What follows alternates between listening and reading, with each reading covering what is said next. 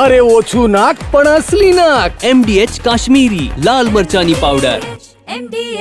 કોરોનાના કેસમાં ઉછાળો જોવા મળ્યો છે. છેલ્લા 24 કલાકમાં કોરોનાના 17 નવા કેસ નોંધાયા છે. વધતા કેસની સંખ્યા સામે SSG હોસ્પિટલનું તંત્ર પણ સજ્જ છે. ઓક્સિજન પ્લાન્ટ સાથે અલાયદો વોર્ડ પણ તૈયાર કરાયો છે. હોસ્પિટલમાં મોકડ્રીલનું પણ આયોજન કરાયું હતું.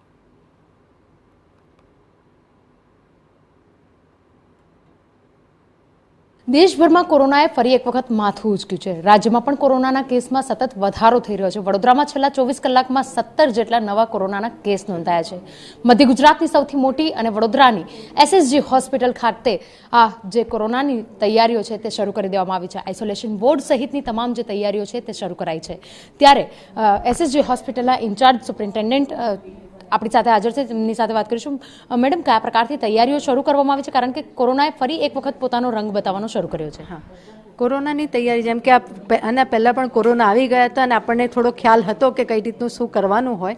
સો એના માટે આઇસોલેશન વોર્ડ 22 બેડનો, જેમાં વેન્ટિલેટર એની સાથેની પૂરી સુવિધા છે, એ તૈયાર છે.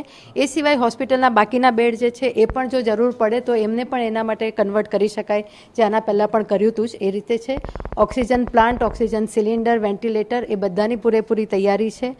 એના માટેની જરૂરી દવાઓનો જથ્થો પણ હોસ્પિટલમાં છે. એટલે બધી જ રીતે હોસ્પિટલ સજ્જ છે કોરોના માટે. બિલકુલ. જે રીતે કેસ વધી રહ્યા છે, હાલના તબક્કામાં કોરોનાને લઈને કેવા લક્ષણો સાથે જે દર્દીઓ છે તેઓ આવી રહ્યા છે અને કોને ટેસ્ટની જરૂરિયાત લાગી રહી છે? અત્યારે જે કોરોનાના કેસ આવે છે એમાં વધારે ને બધાને શરદી, ખાંસીની અને ફીવરની તકલીફ હોય છે. મેજોરિટી ઓફ કેસમાં એવું છે કે હોસ્પિટલ એડમિશનની જરૂર નથી હોતી. પેશન્ટ ઘરે જ ટ્રીટમેન્ટ લઈને સાજો થઈ શકે છે. અમુક કેસમાં જો પેશન્ટને જોડે બીજી કોમોર્બિડ કન્ડિશન હોય અથવા તો પેશન્ટની એજ નાની હોય ને એવું હોય તો ડૉક્ટર કહેતા હોય કે એમને દાખલ કરવા. બાકી બધા કેસમાં દાખલ કરવાની જરૂર નથી હોતી. ફરી એક વખત કોરોનાને લઈને ગભરાટ ફેલાઈ રહ્યો હોય તે પ્રકારની પણ પરિસ્થિતિ દેખાઈ રહી છે. ત્યારે કોરોનાને લઈને આપ દ્વારા નાગરિકોને શું અપીલ કરવામાં આવી રહી છે, કારણ કે જે રીતે કોરોનાના કેસ વધી રહ્યા છે? કોરોનાના કેસ જે રીતે વધી રહ્યા છે ને બધા ટેસ્ટ નથી કરાવતા અને જરૂર નથી હોતી, તો આપણે એટલું કરી શકાય કે જો શરદી, ખાંસી જેવા લક્ષણો હોય તો માસ્કનો ઉપયોગ કરાય.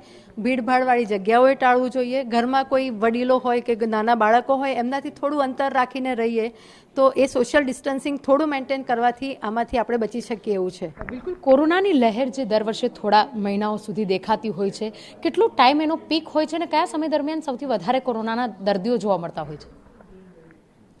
કયા સમયમાં વધારે જોવા મળે એટલે એ તો એના ઉપર છે કે અત્યારે ધારો કે આ પેશન્ટ જે લોકો છે, જે લોકોને લક્ષણો છે, ઘણી વખત એવું થાય છે કે ડૉક્ટર કહે કે ટેસ્ટ કરાવો તો આપણને ખબર પડે કોરોના છે કે નહીં, તો પેશન્ટ કે ના હું ટેસ્ટ નહીં કરાવું, અને એ ટેસ્ટ નહીં કરાવીને ઘરે જાય અને સામાન્ય સોશિયલ ડિસ્ટન્સિંગ કે એવું મેન્ટેન કર્યા વગર જો એ કરે તો બને કે એ પછી સ્પ્રેડ થશે. હવે લોકો કેટલી અવેરનેસ સાથે, કેટલું સોશિયલ ડિસ્ટન્સિંગ સાથે કરે એના પર છે. પણ મને એવું લાગે છે કે આગળના અનુભવ પરથી લોકો હવે સમજી ગયા છે કે આપણે જો શરૂઆતમાં જ જો કેર કરી લઈશું તો આ વધારે આગળ નહીં વધે. તો ડરવાની જરૂર નથી એના માટે, કારણ કે લોકો અત્યારથી સોશિયલ ડિસ્ટન્સિંગ, માસ્ક ને બધું કરવા માંડ્યા છે, તો નહીં વાંધો આવે. બિલકુલ. તો જે રીતે કોરોનાના કેસ વધી રહ્યા છે, રાજ્ય સરકાર અને દેશભરમાંથી કેન્દ્ર સરકાર દ્વારા પણ આ સમગ્ર કોરોનાના જે કિસ્સાઓ વધી રહ્યા છે તેને લઈને મોક ડ્રીલ પણ આયોજન કરવામાં આવી હતી. ત્યારે ઓક્સિજનના પ્લાન્ટ સહિત વેન્ટિલેટર અને સાથે દર્દીઓની સંખ્યાને પહોંચી વળવા માટે હોસ્પિટલોને સજ્જ થવા માટેની સૂચનાઓ પણ આપી દેવામાં આવી છે. કેમેરા પર્સન રોહિત ગોયલ સાથે અંજલિ ઓઝા, TV9 વડોદરા. MDH ચણા મસાલા. હવે છોલા હોય કે ચોળા, સફેદ ચણા હોય કે કાળા ચણા, બધું મજેદાર બનશે. MDH